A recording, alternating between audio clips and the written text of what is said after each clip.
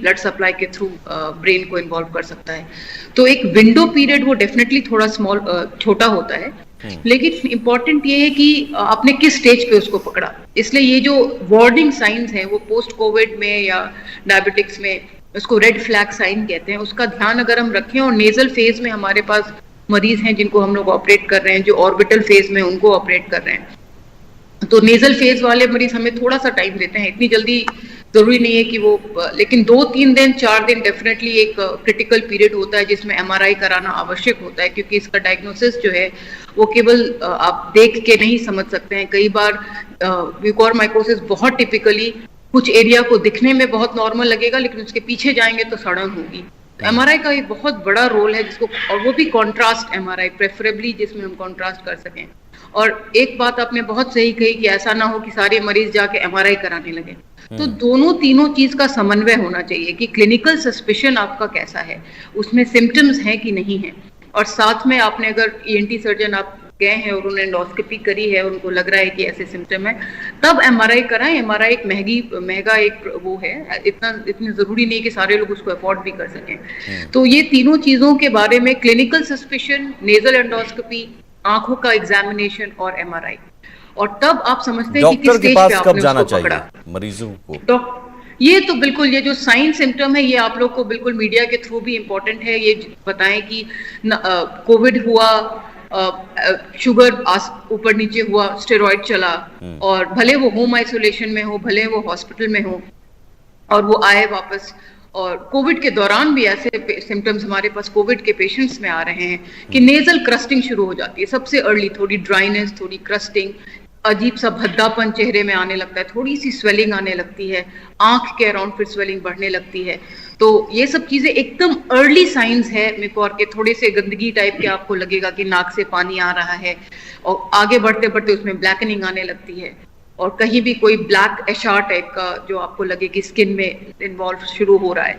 कुछ लोग बहुत पैनिक होके सिंपल ऑक्सीजन कैनुला के स्कार को भी वही समझते हैं, लेकिन बेहतर है वो अगर समझते हैं तो आके ईएनटी सर्जन को दिखा लें, सिम्टम्स हो तो बिना देरी किए जहन में जो डॉक्टर के पास जरूर जाएं, ईएनटी स्पेशलिस्ट से जरूर संपर्क करें। लेकिन ब्लैक फंगस, डॉक्टर विकास, मैं समझना चाहूंगा क्या ऑक्सीजन सपोर्ट भी आप मरीजों को देते हैं? और कई सारी ऐसी बातें आ रही हैं, तो क्या ऑक्सीजन सपोर्ट की वजह से भी ब्लैक फंगस होता है?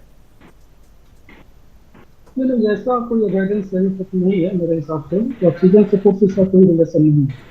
इसका रिलेशन अगर आपकी इम्यूनिटी का क्या स्तर, इम्यूनिटी आपकी कमजोर है या वो मजबूत है, और आपकी इम्यूनिटी से अवसर दे रही है या नहीं दे रही है। अगर ये आपकी इम्यूनिटी पर हावी हो जाता है तो फिर ये आपको ब्लैक फंगस इन्फेक्शन लग जाता है।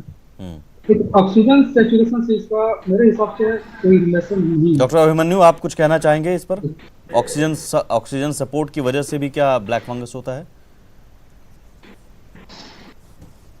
ऑक्सीजन सपोर्ट के वजह से आप ये अभी सेकेंड कोविड वेव देखिए, इतना रैम्पेंटली आ चुका है और इतना सारा मरीजों का लाइफ भी लॉस हुआ है।